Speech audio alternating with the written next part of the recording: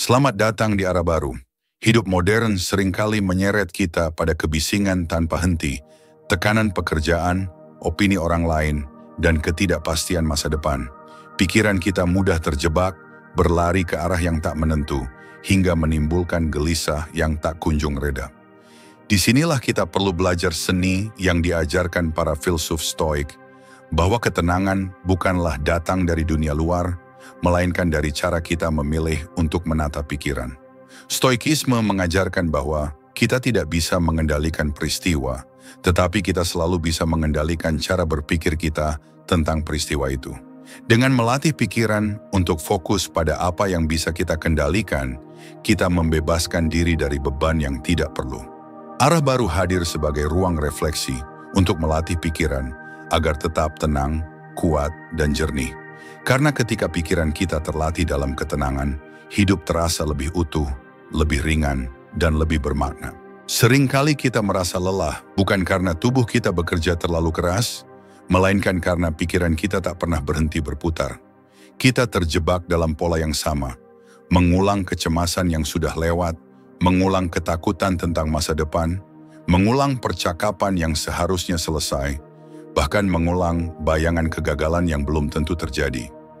Pikiran yang berulang ini seperti kaset lama yang diputar terus-menerus, lagunya tidak berubah, tetapi kita tetap mendengarkannya seolah ada sesuatu yang baru. Ketenangan tidak mungkin hadir kalau kita tidak menyadari bahwa pola ini sedang terjadi. Inilah langkah pertama yang sering diabaikan, kesadaran. Tanpa sadar, kita mengizinkan pikiran mengendalikan arah hidup, padahal seharusnya kitalah yang memegang kendali. Bayangkan seseorang yang setiap malam sebelum tidur selalu mengulang pertanyaan, bagaimana kalau besok gagal? Bagaimana kalau orang lain menilai buruk?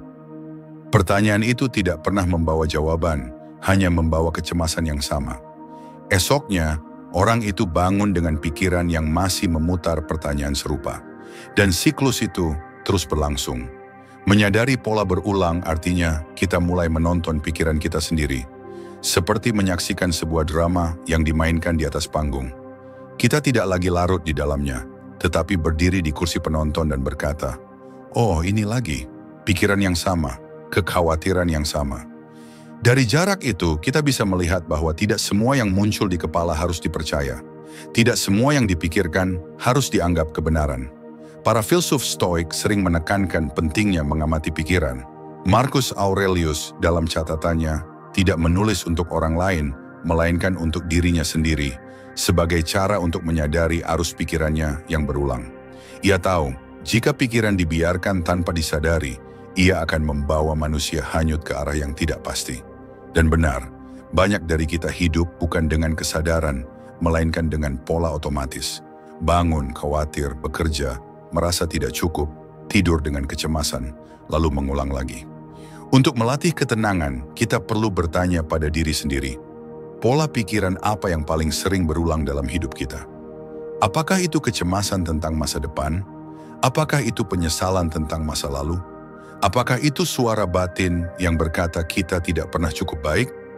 Dengan mengenali polanya, kita sudah melangkah lebih jauh dibanding kebanyakan orang, karena kesadaran membuka ruang untuk mengubahnya.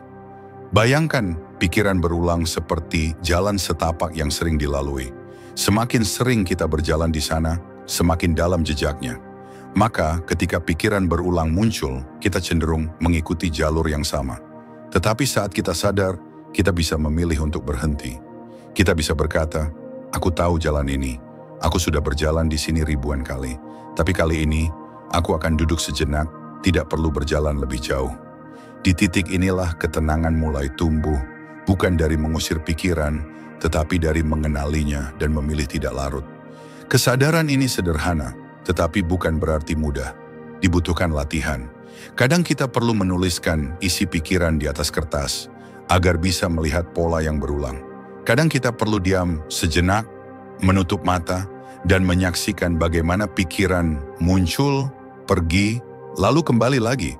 Dan pada akhirnya, kita akan belajar bahwa pikiran hanyalah pikiran, bukan kenyataan mutlak. Ketika pola berulang disadari, kita menemukan ruang di dalam diri. Ruang itu adalah jeda, tempat di mana kita bisa memilih respons. Disitulah lahir ketenangan. Bukan karena hidup bebas dari masalah, melainkan karena kita berhenti dikuasai oleh pola yang sama. Dan dari langkah kecil ini, menyadari pola pikiran yang berulang, kita mulai berjalan menuju kehidupan yang lebih tenang, lebih jernih, dan lebih utuh. Ada sesuatu yang sederhana, begitu dekat dengan kita, tetapi sering kita abaikan. Sesuatu yang terus berlangsung tanpa henti, bahkan ketika kita tidur, bahkan ketika kita tak memikirkannya. Sesuatu itu adalah napas.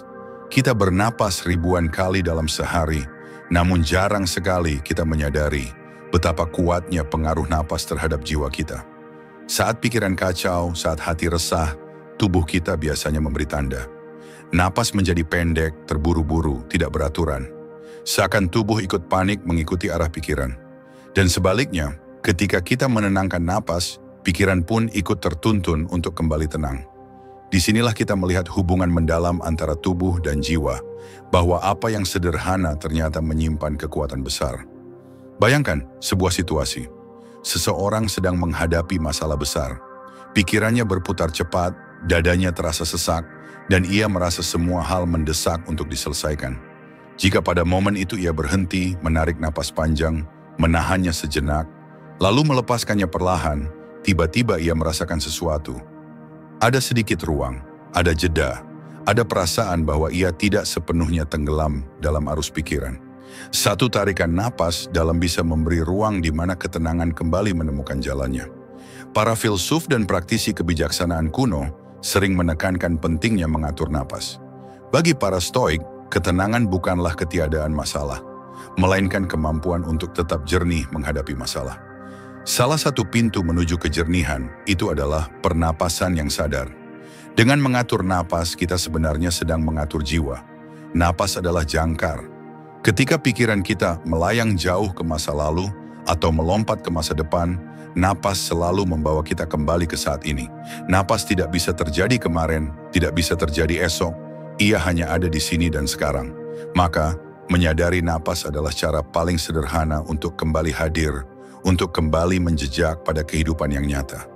Di dunia yang begitu bising, kita sering mencari solusi rumit untuk menenangkan pikiran. Kita mencari hiburan, pelarian, bahkan pengalih perhatian. Padahal tubuh kita sendiri menyimpan obatnya. Dengan melatih pernapasan yang tenang, kita sedang melatih kesabaran.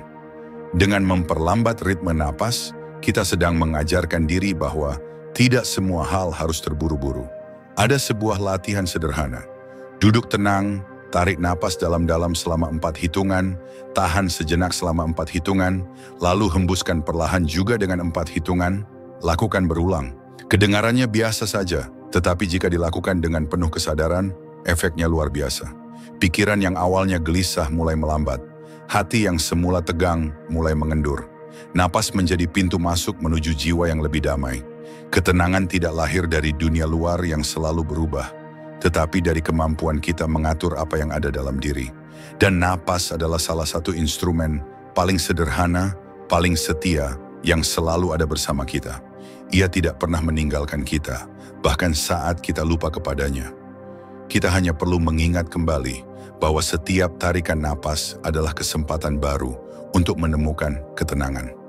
Dengan belajar mengatur napas, kita sebenarnya belajar mengatur cara kita menghadapi hidup. Saat napas teratur, jiwa pun teratur. Saat napas dalam, ruang batin terasa lebih luas. Dan saat napas kita sadari dengan penuh kesungguhan, kita sedang melatih kehadiran, hadir untuk hidup, hadir untuk diri sendiri, hadir untuk momen ini. Maka ketika dunia terasa terlalu cepat, ketika pikiran terasa terlalu berat, jangan terburu mencari jawaban jauh keluar. Mulailah dengan satu hal sederhana, tarik napas, rasakan alirannya, sadari kehadirannya. Karena dari napas yang tenang, jiwa pun menemukan jalannya menuju ketenangan yang sejati. Kita hidup di zaman di mana informasi hadir tanpa henti. Dari saat kita membuka mata hingga menutupnya kembali, ratusan, bahkan ribuan potongan informasi masuk ke dalam pikiran kita. Berita yang terus bergulir, media sosial yang tak pernah tidur, percakapan yang berseliweran di layar kecil genggaman kita. Seolah-olah dunia tidak pernah berhenti berbicara. Dan tanpa sadar kita menjadi pendengar setia yang tidak pernah diberi waktu untuk beristirahat. Masalahnya, pikiran manusia tidak dirancang untuk menampung sebanyak ini. Pikiran kita bukan wadah tanpa batas. Ia lebih mirip seperti gelas. Jika terus-menerus diisi tanpa jeda, cepat atau lambat ia akan meluap. Dan luapan itu bukan hanya berupa informasi berlebih, tetapi juga kecemasan, kebingungan, bahkan kelelahan jiwa. Tidak mengherankan, banyak orang hari ini merasa sulit untuk tenang, meskipun secara fisik mereka tidak sedang melakukan apa-apa. Bukan tubuh yang lelah, melainkan pikiran yang terlalu penuh. Membatasi asupan informasi bukan berarti menutup diri dari dunia, melainkan menyadari bahwa tidak semua yang ditawarkan dunia layak kita terima. Tidak semua kabar harus didengar, tidak semua opini harus dibaca, dan tidak semua percakapan harus diikuti. Seperti tubuh yang perlu menjaga pola makan, pikiran pun membutuhkan diet informasi. Jika tubuh sakit karena makanan berlebihan, maka jiwa pun sakit karena informasi yang berlebihan. Bayangkan seseorang yang setiap pagi begitu bangun, langsung membuka telepon genggamnya. Dalam hitungan menit, ia sudah terpapar berita tentang krisis di suatu negara, komentar pedas dari orang asing, unggahan kesuksesan orang lain, hingga iklan yang memancing keinginan baru. Semua itu masuk begitu saja sebelum ia sempat merasakan heningnya pagi. Tidak ada ruang untuk dirinya sendiri karena ia sudah dijejali dengan kehidupan orang lain. Bagaimana mungkin pikiran bisa tenang jika sejak awal hari sudah dipenuhi oleh hiruk-pikuk dunia? Stoikisme mengajarkan kita untuk waspada terhadap hal-hal yang memberi beban pada jiwa. Informasi yang tidak relevan, berita yang tidak bisa kita ubah, atau komentar orang lain yang tidak kita kenal, semua itu hanyalah gangguan yang kita izinkan masuk. Dan semakin kita izinkan, semakin sulit kita menjaga ketenangan. Maka membatasi asupan informasi adalah bentuk disiplin. Disiplin untuk melindungi pikiran dari kebisingan yang tidak perlu. Kita bisa memulainya dengan sederhana. Misalnya, menentukan waktu kapan boleh membuka berita atau media sosial dan kapan tidak. Memberi jarak antara diri kita dengan perangkat digital agar pikiran punya ruang untuk bernapas. Atau memilih dengan sadar informasi apa yang benar-benar penting untuk hidup kita dan mana yang hanya sekadar memenuhi rasa penasaran sesaat. Semakin selektif kita, semakin ringan jiwa kita. Ketenangan lahir bukan dari banyaknya informasi yang kita ketahui, tetapi dari kebijaksanaan memilih informasi mana yang layak diberi tempat.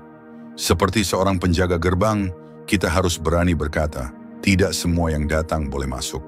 Karena sekali kita membiarkan pintu itu terbuka lebar, pikiran kita akan penuh dengan hal-hal yang bahkan tidak ada hubungannya dengan kehidupan nyata kita. Dengan membatasi asupan informasi, kita belajar untuk kembali pada inti hidup. Kita belajar mendengar suara hati sendiri, bukan hanya gema suara orang lain. Kita belajar memberi ruang bagi keheningan, karena dalam heninglah kita bisa mendengar dengan jelas apa yang sebenarnya kita butuhkan, apa yang sebenarnya penting. Pada akhirnya, membatasi asupan informasi adalah cara untuk menjaga kebebasan batin. Karena pikiran yang terlalu penuh tidak lagi bebas. Ia terikat oleh kecemasan dan gangguan yang datang dari luar.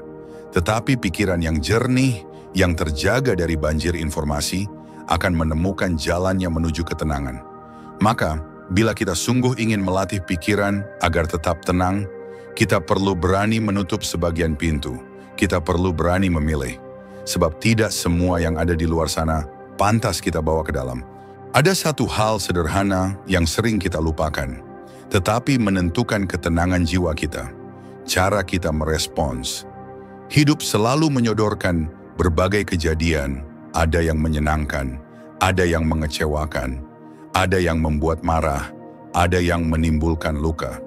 Namun yang benar-benar membentuk kualitas hidup kita bukan hanya apa yang terjadi, melainkan bagaimana kita memilih untuk meresponsnya.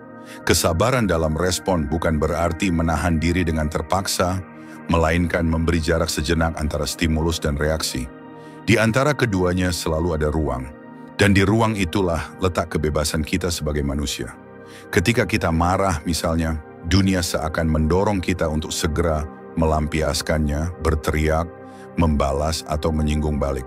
Tetapi jika kita memberi jeda, menarik napas, dan membiarkan emosi mereda sebelum bertindak, kita sedang melatih kesabaran. Respon kita berubah, dan perubahan respon itu bisa mengubah arah seluruh peristiwa. Bayangkan seseorang yang mendapat kritik pedas. Jika ia membalas dengan nada tinggi, maka konflik akan membesar. Tetapi jika ia diam sejenak, lalu merespons dengan tenang, situasi bisa berbalik. Dari api menjadi bara yang padam. Seringkali masalah besar bukan berasal dari apa yang terjadi, melainkan dari cara kita menanggapinya. Maka melatih kesabaran dalam respon bukan sekadar nasihat moral, melainkan keterampilan hidup yang melindungi jiwa dari kekacauan yang tidak perlu. Para filsuf Stoik memahami hal ini dengan sangat jelas. Epictetus pernah berkata bahwa bukan hal-hal di luar yang mengganggu kita, melainkan penilaian kita terhadap hal itu. Dan penilaian itu selalu muncul lewat respon kita. Jika respon kita tergesa, penuh emosi, maka pikiran akan kacau. Jika respon kita tenang, penuh pertimbangan, maka pikiran pun terjaga. Kesabaran dalam respon juga berarti melatih diri untuk tidak dikuasai oleh dorongan sesaat. Emosi itu seperti gelombang. Jika kita langsung mengikuti arusnya, kita akan terseret jauh. Tetapi jika kita menunggu sebentar, gelombang itu akan surut dengan sendirinya. Banyak orang menyesali perkataan atau tindakan mereka, bukan karena tidak tahu apa yang benar, melainkan karena gagal menunggu. Mereka terlalu cepat membalas, terlalu cepat bereaksi, hingga akhirnya merusak hubungan, kepercayaan, bahkan harga diri mereka sendiri. Melatih kesabaran bukan berarti pasif atau membiarkan diri diinjak. Justru sebaliknya, itu adalah bentuk kekuatan. Butuh kekuatan besar untuk tidak membalas saat dipancing. Butuh kebijaksanaan untuk menunda respon, lalu memilih jalan yang lebih tenang. Kesabaran bukan kelemahan, ia adalah pengendalian diri yang paling tinggi. Latihan ini bisa dimulai dari hal-hal kecil. Misalnya, ketika ada pesan yang membuat kita tersinggung, jangan langsung membalas. Biarkan 1 jam atau bahkan 1 malam sebelum memberi jawaban. Atau ketika berada di jalan dan ada orang lain yang ugal-ugalan, jangan buru-buru marah. Tarik napas, sadari bahwa respon kita menentukan apakah hati kita akan tetap tenang atau terbakar seketika. Dari kebiasaan kecil inilah, lahir kemampuan besar untuk menghadapi situasi yang lebih sulit dengan sabar. Ketenangan bukanlah hadiah yang datang tiba-tiba, melainkan hasil dari latihan berulang. Dan salah satu latihan paling penting adalah kesabaran dalam respon. Karena disitulah kita belajar bahwa kita tidak harus mengikuti dorongan pertama pikiran. Kita bisa memilih, kita bisa menunggu, kita bisa menata ulang cara pandang kita sebelum bertindak. Dengan melatih kesabaran dalam respon, kita sebenarnya sedang melindungi jiwa kita sendiri. Kita mencegah luka yang tidak perlu, kita menjaga hubungan tetap utuh, kita menyelamatkan hati dari penyesalan yang sering datang setelah reaksi tergesa. Kesabaran membuat pikiran lebih jernih, hati lebih ringan, dan hidup lebih damai. Maka, jika kita sungguh ingin melatih pikiran agar tetap tenang, belajarlah untuk memberi jeda. Jangan terburu mengikuti amarah, jangan tergesa melampiaskan ketidaksabaran. Beri ruang di antara stimulus dan respon, karena di ruang kecil itu kita menemukan kendali. Dan di dalam kendali itulah ketenangan sejati tumbuh. Di dunia yang serba cepat ini, keheningan sering dianggap aneh. Kita terbiasa hidup dengan kebisingan, notifikasi yang berdenting, percakapan yang tiada henti, lalu lintas yang bising, bahkan musik yang terus mengisi ruang kosong. Seolah-olah keheningan adalah sesuatu yang harus dihindari. Padahal justru dalam keheninganlah pikiran menemukan tempatnya untuk pulih. Keheningan bukan berarti ketiadaan suara semata, melainkan ruang batin yang bebas dari hiruk-pikuk dunia. Dalam keheningan, kita bisa mendengar suara yang selama ini tertutup. Suara hati kita sendiri. Banyak orang tidak pernah benar-benar duduk dalam diam. Mereka merasa canggung, gelisah, bahkan takut ketika tidak ada distraksi. Karena saat hening, mereka harus berhadapan dengan diri sendiri. Dan itulah mengapa keheningan terasa sulit. Ia memaksa kita melihat apa yang sebenarnya ada di dalam pikiran. Tetapi justru disitulah letak kekuatannya. Ketika kita membiasakan diri dengan keheningan, kita belajar untuk tidak lari dari diri sendiri. Kita belajar menerima isi pikiran kita apa adanya, tanpa perlu langsung menghakimi atau melarikan diri ke kesibukan. Keheningan memberi ruang untuk menyadari pola batin, menyaring yang penting dari yang tidak penting, dan meredakan arus pikiran yang berlari terlalu cepat. Marcus Aurelius, kaisar sekaligus filsuf Stoik, menulis catatan pribadinya di tengah hiruk-pikuk urusan negara. Catatan itu lahir dari momen-momen keheningan. Di antara peperangan dan tanggung jawab besar, ia menyempatkan diri untuk menulis dalam sunyi, bukan untuk dunia, melainkan untuk dirinya sendiri. Dari situ kita belajar, bahkan di puncak keramaian hidup, manusia membutuhkan ruang hening untuk tetap waras. Membiasakan pikiran dengan keheningan bisa dimulai dari hal sederhana. 5 menit duduk diam tanpa gawai, tanpa musik, tanpa gangguan.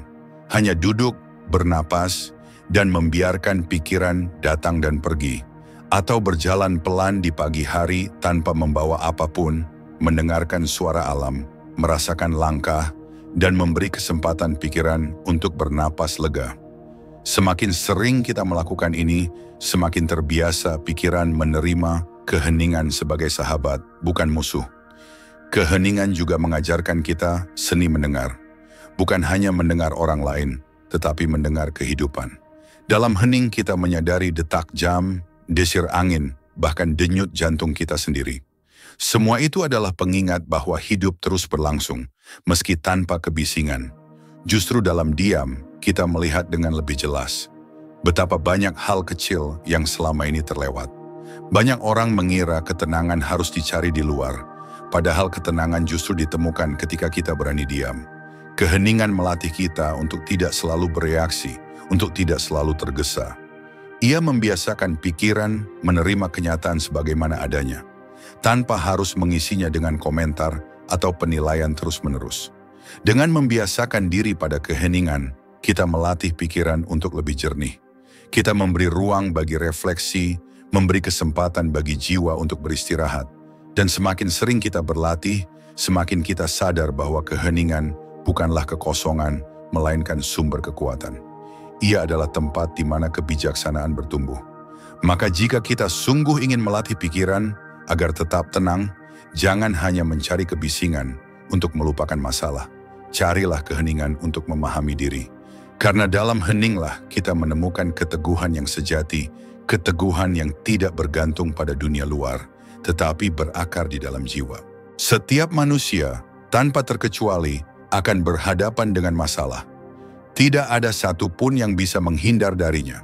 Masalah adalah bagian alami dari kehidupan, sama seperti siang dan malam, sama seperti datang dan perginya musim.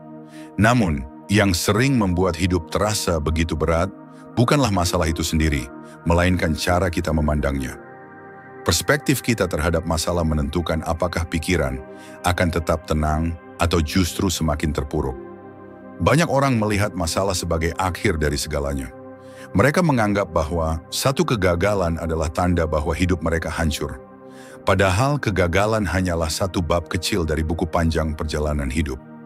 Jika kita menutup buku hanya karena satu halaman tidak indah, kita tidak akan pernah tahu kisah apa yang menanti di halaman berikutnya. Disinilah pentingnya mengubah perspektif, berhenti melihat masalah sebagai musuh, dan mulai melihatnya sebagai bagian dari proses. Stoikisme mengajarkan kita untuk memandang masalah bukan sebagai penghalang, tetapi sebagai ujian yang melatih keteguhan. Epictetus pernah mengatakan, bukan peristiwa yang menentukan kualitas hidup kita, melainkan cara kita menafsirkannya. Masalah yang sama bisa membuat seseorang hancur, tapi bisa juga membuat orang lain tumbuh. Semuanya bergantung pada bagaimana kita memilih untuk melihatnya. Bayangkan seseorang kehilangan pekerjaannya. Jika ia memandangnya sebagai akhir dari segala harapan, ia akan tenggelam dalam keputusasaan. Namun jika ia melihatnya sebagai peluang untuk menemukan jalan baru, maka peristiwa itu bisa menjadi titik balik dalam hidupnya. Sama seperti tanah yang retak saat kemarau, yang memberi ruang bagi benih baru untuk tumbuh ketika hujan turun. Masalah dengan perspektif yang tepat bisa menjadi ladang bagi pertumbuhan yang tidak kita duga. Mengubah perspektif bukan berarti mengabaikan rasa sakit. Kita boleh sedih, kecewa, bahkan marah. Itu manusiawi. Namun setelah emosi mereda, kita punya pilihan. Terus menatap masalah dengan kacamata gelap, atau mulai melihat sisi lain yang tersembunyi. Setiap masalah membawa pelajaran, meskipun pelajaran itu seringkali pahit. Tetapi pahitnya obat bukan alasan untuk menolaknya, karena justru dari kepahitan itu, kesembuhan muncul. Ketenangan pikiran tidak datang dari hidup yang bebas masalah, melainkan dari kemampuan kita memandang masalah dengan bijak. Saat kita melihat masalah sebagai sesuatu yang harus dilawan dengan panik, pikiran akan penuh kecemasan. Tetapi ketika kita melihat masalah sebagai guru yang mengajarkan kesabaran, keberanian, dan ketabahan, maka pikiran menjadi lebih ringan. Kita tidak lagi merasa dikejar-kejar, melainkan sedang menjalani proses pembelajaran. Perspektif adalah jendela. Jika jendela kita kotor, dunia tampak buram. Tetapi jika kita membersihkannya, pemandangan yang sama bisa tampak indah. Masalah tidak berubah, tetapi cara pandang kitalah yang menentukan kualitas hidup kita. Dengan mengubah perspektif, kita tidak menghapus masalah, tetapi kita menghapus penderitaan yang lahir dari cara kita menafsirkannya. Latihan ini bisa dimulai dari hal kecil. Saat terjebak macet, daripada menggerutu, kita bisa melihatnya sebagai kesempatan untuk melatih kesabaran, atau bahkan merenung. Saat menghadapi kritik, daripada merasa diserang, kita bisa melihatnya sebagai peluang untuk mengenal sisi yang bisa kita perbaiki. Dan saat kehilangan sesuatu, kita bisa belajar untuk lebih menghargai apa yang masih kita miliki. Perspektif yang baru memberi ruang bagi ketenangan, bahkan di tengah kesulitan. Pada akhirnya, mengubah perspektif terhadap masalah adalah tentang memilih bagaimana kita ingin menjalani hidup. Apakah kita ingin menjadi korban dari keadaan, atau menjadi manusia yang tumbuh karena keadaan? Pikiran yang terlatih melihat masalah sebagai bagian alami dari kehidupan akan lebih tenang, lebih kokoh, dan lebih siap menghadapi apapun yang datang. Maka ketika hidup menghadirkan masalah, jangan buru-buru berkata, "Mengapa ini terjadi padaku?" Tetapi cobalah bertanya, "Apa yang bisa aku pelajari dari sini?" Pertanyaan itu sederhana, tetapi bisa mengubah arah seluruh hidup. Karena pada akhirnya, bukan masalah yang menentukan siapa kita, melainkan bagaimana kita memilih untuk melihatnya. Kehidupan modern seringkali membuat kita percaya bahwa kita harus selalu berlari. Berlari mengejar target, mengejar validasi, mengejar pengakuan, bahkan mengejar kebahagiaan. Kita didorong oleh suara-suara dari luar yang berkata, "Kalau kau berhenti, kau akan tertinggal. Kalau kau lambat, kau akan kalah." Padahal hidup bukanlah sebuah lomba 100 meter. Hidup adalah perjalanan panjang yang penuh dengan tikungan, jalan menanjak, jalan menurun, dan tempat-tempat untuk berhenti sejenak. Ketika kita tidak memahami ritme hidup, kita akan terjebak dalam kelelahan yang tiada henti. Pikiran tidak pernah tenang karena selalu ada hal baru yang dikejar. Kita mungkin berhasil meraih sesuatu, tetapi tidak lama kemudian muncul target lain. Hidup berubah menjadi lingkaran tanpa ujung, mencapai, merasa kosong, lalu mengejar lagi. Seperti orang haus yang minum air asin, semakin banyak ia minum, semakin haus ia dibuatnya. Menghargai ritme hidup berarti menyadari bahwa ada saat untuk bergerak cepat, ada saat untuk melambat, dan ada saat untuk berhenti. Sama seperti detak jantung yang tidak pernah berdetak lurus tanpa jeda, hidup pun memiliki pola naik turun. Jika kita memaksakan diri untuk selalu berlari tanpa henti, kita akan kehabisan napas, kehilangan makna, dan lupa menikmati apa yang sudah ada di genggaman. Filosofi Stoikisme mengingatkan kita bahwa hidup tidak harus diukur dari seberapa banyak yang kita kejar, tetapi dari seberapa dalam kita hadir dalam apa yang sedang dijalani. Marcus Aurelius menulis, "Kehidupan setiap orang terbatas, namun ia sering menyia-nyiakan hidupnya dengan mengejar hal-hal yang tidak penting." Kalimat ini sederhana, tapi penuh teguran. Ia mengingatkan kita bahwa seringkali kita sibuk mengejar, tanpa sadar kita kehilangan kesempatan untuk benar-benar hidup. Bayangkan seseorang yang berlari begitu kencang untuk mencapai puncak karier. Ia mengorbankan waktu bersama keluarga, melewati momen kecil yang berharga, dan menunda kebahagiaan dengan alasan, "Nanti kalau sudah sukses." Tapi ketika sampai di puncak, ia menyadari bahwa banyak hal yang telah hilang dan tak bisa kembali. Apakah itu benar-benar sebuah kemenangan? Atau justru sebuah kehilangan besar yang dibungkus dengan label kesuksesan? Menghargai ritme hidup bukan berarti menyerah pada keadaan atau berhenti bermimpi. Justru sebaliknya, Itu berarti kita belajar menyeimbangkan langkah. Kita belajar memberi ruang untuk jeda, untuk merenung, untuk menikmati proses tanpa terburu-buru. Dengan begitu, pikiran tidak selalu dikejar bayangan masa depan, melainkan bisa menemukan ketenangan dalam langkah saat ini. Ritme hidup bisa kita rasakan dalam hal sederhana. Saat kita makan dengan perlahan, menikmati rasa, tubuh pun menjadi lebih tenang. Saat kita berjalan tanpa tergesa, kita mulai menyadari keindahan yang sering kita lewatkan. Saat kita memberi waktu untuk diam, kita menemukan kejelasan dalam pikiran yang sebelumnya kacau. Hidup tidak selalu tentang lebih cepat atau lebih banyak. Hidup juga tentang cukup dan selaras. Ketenangan datang ketika kita tidak lagi merasa tertinggal hanya karena orang lain tampak lebih dulu. Kita paham bahwa setiap orang punya ritme masing-masing. Ada yang berlari di usia muda, ada yang menemukan jalannya ketika lebih tua. Tidak ada yang salah. Alam pun mengajarkan hal yang sama. Bunga tidak semuanya mekar bersamaan, tapi setiap mekar punya waktunya sendiri. Menghargai ritme hidup berarti berani menolak tuntutan untuk selalu mengejar. Kita mulai bertanya pada diri sendiri, apakah yang saya kejar benar-benar milik saya, atau hanya suara dari luar yang memaksa saya untuk berlari? Dengan pertanyaan itu, kita menemukan arah baru. Kita tidak lagi hidup dalam perlombaan tanpa garis akhir, melainkan dalam perjalanan yang lebih damai, lebih jujur, dan lebih tenang. Karena pada akhirnya, hidup bukan tentang siapa yang paling cepat sampai. Hidup adalah tentang siapa yang mampu menikmati langkah-langkahnya dengan penuh kesadaran. Dan hanya dengan menghargai ritme hidup, pikiran kita bisa beristirahat, hati kita bisa damai, dan jiwa kita bisa merasa utuh. Setiap manusia memiliki energi di dalam dirinya. Energi itu bisa berupa semangat, pikiran yang terus bergerak, atau emosi yang mendesak untuk dikeluarkan.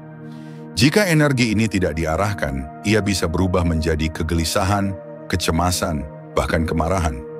Banyak orang merasa pikirannya tidak pernah tenang, bukan karena mereka terlalu lemah, tetapi karena energi dalam dirinya tidak menemukan saluran yang tepat.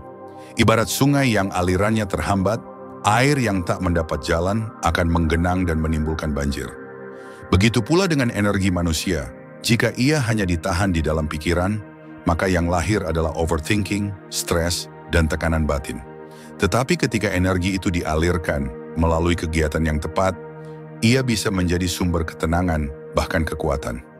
Menemukan kegiatan yang menyalurkan energi bukan berarti kita harus selalu produktif dalam arti konvensional.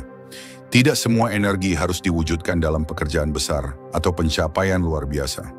Kadang kegiatan sederhana seperti menulis jurnal, menggambar, berkebun, berolahraga, atau bahkan sekadar berjalan kaki bisa menjadi pintu untuk menyalurkan energi batin yang berlebihan. Yang terpenting bukan seberapa besar hasilnya, melainkan seberapa tulus kita hadir di dalam kegiatan itu.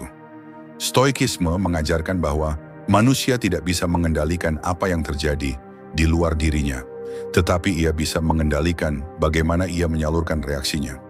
Energi emosional seperti kemarahan atau kekecewaan, jika dibiarkan mengendap hanya akan merusak pikiran. Namun jika kita alirkan melalui kegiatan, misalnya menulis, melukis, atau berolahraga, emosi itu berubah bentuk menjadi sesuatu yang lebih bermanfaat. Dari rasa sakit bisa lahir karya, dari kemarahan bisa lahir keteguhan, dari kegelisahan bisa lahir kreativitas. Lihatlah bagaimana para filsuf, seniman, atau bahkan atlet menemukan ketenangan melalui apa yang mereka lakukan. Bukan karena mereka tidak punya masalah, tetapi karena mereka menemukan ruang untuk menyalurkan energi batin mereka.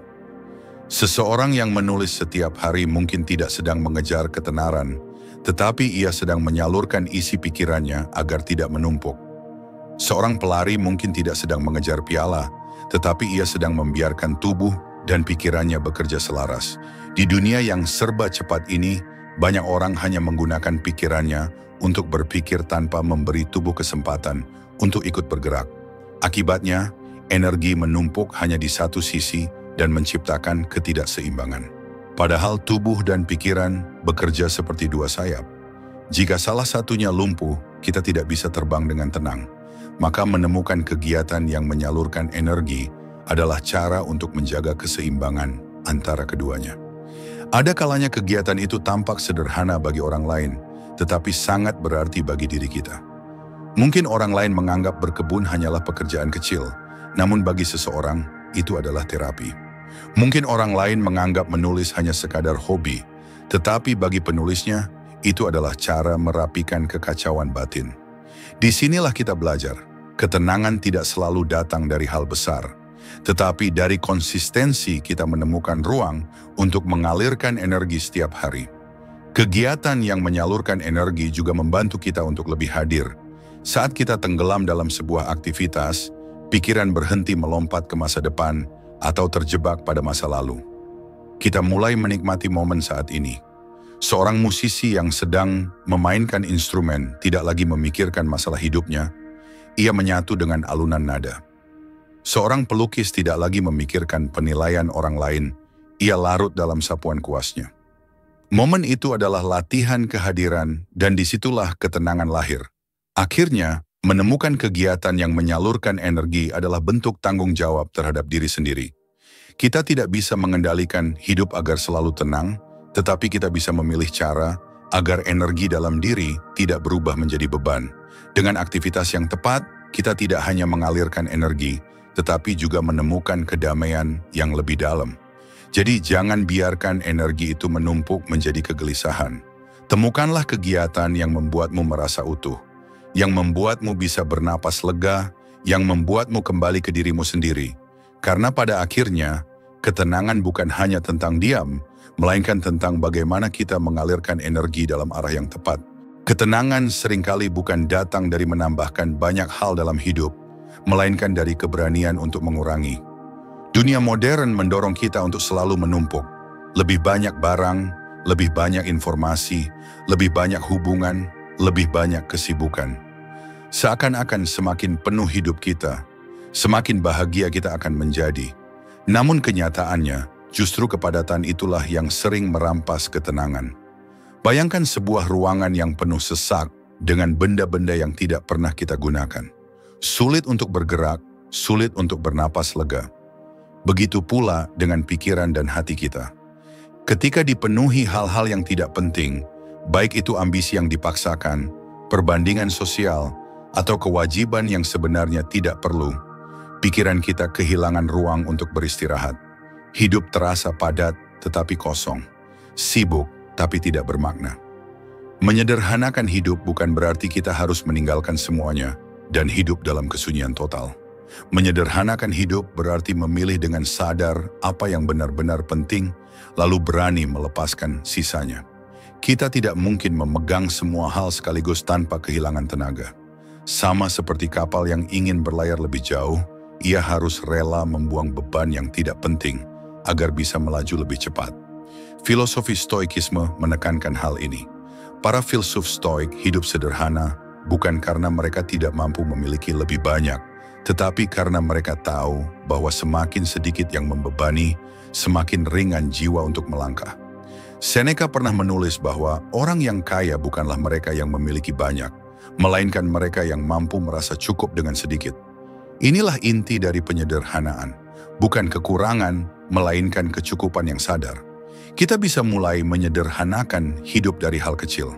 Misalnya, mengurangi keterikatan pada barang yang hanya menjadi simbol status. Seringkali kita membeli sesuatu bukan karena membutuhkannya, tetapi karena ingin dianggap berhasil. Padahal pengakuan orang lain tidak pernah benar-benar memuaskan. Dengan melepaskan kebutuhan untuk selalu tampil di mata orang lain, kita memberi ruang bagi ketenangan untuk masuk. Penyederhanaan juga berlaku pada waktu dan perhatian. Tidak semua undangan harus kita penuhi, tidak semua drama harus kita ikuti, tidak semua percakapan harus kita ikuti sampai habis. Dengan belajar berkata tidak pada hal-hal yang tidak perlu, kita menjaga energi agar tidak habis untuk sesuatu yang sia-sia. Waktu adalah aset paling berharga, dan menyederhanakan hidup adalah cara kita menghargainya. Lebih jauh lagi, menyederhanakan hidup berarti menyaring informasi. Di era digital, banjir informasi seringkali membuat kita kehilangan fokus.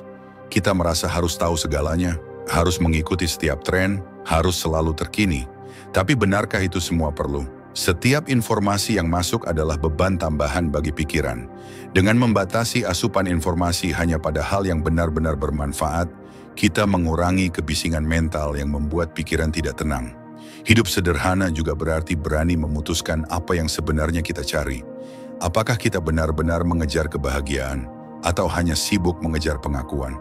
Apakah kita benar-benar ingin damai atau sekadar tidak ingin terlihat kalah dari orang lain? Pertanyaan-pertanyaan ini membantu kita memilah, sehingga langkah kita lebih ringan. Ketenangan hadir ketika hidup kita tidak lagi penuh dengan hal-hal yang tidak perlu. Saat itu, kita bisa merasakan keindahan dari hal kecil yang sering terabaikan. Duduk diam menikmati udara pagi, berbincang hangat dengan orang terdekat, atau sekadar membaca buku tanpa terganggu oleh dering notifikasi. Hal-hal sederhana yang justru memberi rasa penuh dalam jiwa. Menyederhanakan hidup adalah keberanian untuk berkata, "Ini cukup." Bukan berarti berhenti berkembang, melainkan berhenti dikuasai oleh hal-hal yang tidak esensial. Dengan begitu, kita tidak lagi merasa dikejar-kejar oleh dunia, melainkan mampu berjalan dengan ritme yang lebih damai. Karena pada akhirnya, ketenangan bukan datang dari memiliki segalanya, melainkan dari mampu melepaskan yang tidak penting. Hidup yang sederhana bukan hidup yang miskin, melainkan hidup yang kaya akan ruang untuk bernapas, ruang untuk hadir, ruang untuk merasakan hidup apa adanya. Di tengah kesibukan hidup yang tiada henti, manusia sering terjebak pada satu pola yang melelahkan. Selalu melihat apa yang kurang, selalu menghitung apa yang belum dimiliki, dan jarang sekali berhenti sejenak untuk menghargai apa yang sudah ada. Kita berlari mengejar masa depan, tetapi lupa bahwa ada banyak anugerah kecil di sekitar kita yang menunggu untuk disyukuri. Akibatnya, pikiran kita terus resah, hati kita terus gelisah, seolah-olah kebahagiaan hanya akan datang setelah semua tercapai. Padahal ketenangan bisa dimulai dari hal sederhana, rasa syukur. Syukur bukan sekadar ucapan, melainkan cara kita memandang hidup. Dengan bersyukur, kita belajar menempatkan fokus bukan pada kekurangan, tetapi pada kelimpahan yang sudah ada. Dan ketika fokus bergeser, pikiran pun berubah. Dari resah menjadi tenang, dari merasa kurang menjadi cukup. Stoikisme mengajarkan kita untuk tidak mengambil sesuatu sebagai hal yang pasti. Setiap momen, setiap orang, setiap kesempatan adalah titipan sementara. Marcus Aurelius menulis bahwa kita harus menghargai hidup seolah-olah setiap hari bisa menjadi hari terakhir. Pemikiran ini bukan untuk menakut-nakuti, melainkan untuk mengingatkan kita bahwa apa yang kita miliki hari ini, waktu, kesehatan, orang-orang yang kita cintai, adalah alasan yang cukup untuk bersyukur. Bersyukur bukan berarti menutup mata pada masalah. Hidup akan selalu menghadirkan tantangan. Namun, di tengah masalah, selalu ada hal yang bisa disyukuri. Orang yang sedang sakit masih bisa bersyukur karena ada orang yang merawatnya. Orang yang gagal masih bisa bersyukur karena diberi kesempatan untuk mencoba lagi. Bahkan dalam kesepian, kita bisa bersyukur karena diberi ruang untuk mengenal diri lebih dalam. Dengan sudut pandang ini, syukur bukanlah hasil dari keadaan sempurna, tetapi sikap yang membentuk ketenangan. Menumbuhkan rasa syukur juga bukan sesuatu yang datang secara otomatis. Ia adalah latihan harian. Sama seperti otot yang harus dilatih agar kuat, rasa syukur pun harus dipelihara agar menjadi kebiasaan. Kita bisa memulainya dengan hal sederhana. Menuliskan 3 hal yang kita syukuri setiap malam sebelum tidur, atau meluangkan waktu sebentar di pagi hari untuk menyadari hal baik yang sudah ada. Latihan kecil ini perlahan mengubah cara pikiran bekerja. Dengan bersyukur setiap hari, kita melatih pikiran untuk melihat keindahan dalam hal-hal yang sederhana. Seteguk air yang menyegarkan, senyuman dari orang asing, udara segar yang kita hirup, atau bahkan kesempatan untuk masih bisa bangun di pagi hari. Hal-hal yang sering kita anggap biasa ternyata adalah anugerah besar jika kita melihatnya dengan jernih. Syukur juga mengajarkan kita untuk tidak terjebak dalam perbandingan. Dunia modern penuh dengan standar yang dipamerkan di media sosial, di lingkungan kerja, bahkan dalam lingkaran pertemanan. Tanpa sadar, kita mengukur hidup kita dengan apa yang dimiliki orang lain. Padahal jalan hidup setiap orang berbeda. Dengan bersyukur kita kembali ke pusat diri kita sendiri. Kita berhenti bertanya, mengapa aku tidak seperti mereka? Dan mulai berkata, apa yang aku punya sudah cukup untukku saat ini. Lebih dari sekadar membuat tenang, rasa syukur juga melahirkan kekuatan. Orang yang bersyukur tidak mudah goyah oleh keadaan, karena ia tidak mendasarkan kebahagiaannya pada hal-hal yang belum dimiliki. Ia menemukan keteguhan dalam hal-hal yang sudah ada. Dan dari keteguhan itu, lahir keberanian untuk melangkah lebih jauh tanpa kehilangan ketenangan batin. Pada akhirnya, menumbuhkan rasa syukur setiap hari adalah jalan menuju kehidupan yang lebih damai. Kita tidak lagi hidup dalam ilusi bahwa kebahagiaan hanya ada di ujung pencapaian, melainkan menemukannya di sepanjang perjalanan. Dengan bersyukur, kita belajar bahwa hidup ini, dengan segala ketidaksempurnaannya, tetap layak dirayakan. Maka setiap kali hari berganti, mari kita berhenti sejenak. Tarik napas dalam-dalam, lihat sekeliling, dan katakan pada diri sendiri, aku cukup. Hidup ini sudah memberi lebih dari yang aku sadari. Dari kalimat sederhana itu, ketenangan akan tumbuh, dan jiwa kita akan menemukan kedamaian yang sesungguhnya. Hidup yang tenang bukanlah hidup tanpa masalah, melainkan hidup yang mampu menemukan kedamaian di tengah riuhnya dunia. Dari menyadari pola pikiran, mengatur napas, hingga menumbuhkan rasa syukur setiap hari, semua adalah latihan untuk membangun batin yang kokoh.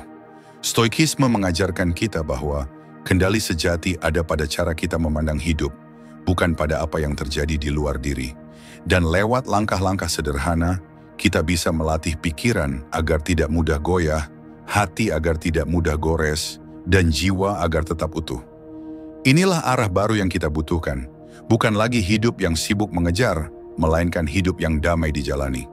Jika Anda merasa perjalanan ini bermakna, mari terus bersama dalam ruang refleksi ini. Bergabunglah dengan arah baru, sebuah ruang untuk belajar tenang, berpikir jernih, dan menemukan arti hidup yang lebih dalam. Karena setiap hari adalah kesempatan untuk memilih apakah kita akan hidup terburu-buru atau hadir dengan penuh kesadaran.